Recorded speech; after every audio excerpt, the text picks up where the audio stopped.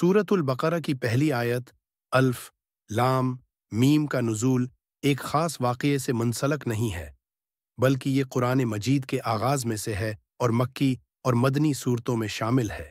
ताहिम, सूरतुल बकरा की मजमूई तफसील को समझने के लिए हमें ये जानना ज़रूरी है कि ये मदीना मुनव्वरा में नाजिल हुई और इसमें मुसलमानों की ज़िंदगी के मुख्तलिफ पहलुओं पर हिदायत दी गई हैं।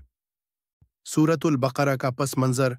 सूरतुल बकरा का नुज़ूल उस वक्त हुआ जब रसूलुल्लाह मदीना हिजरत कर चुके थे। मदीना में एक नई इस्लामी मुआशरत कायम हो रही थी और इस मुआशरत को मुस्तहकम करने के लिए हिदायत की ज़रूरत थी।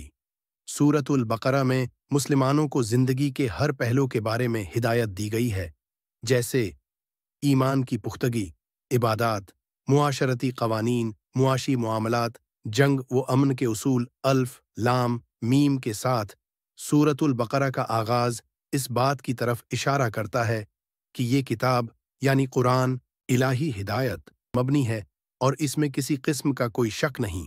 ये मुसलमानों के लिए मुकम्मल रहनुमाई फराहम करती है।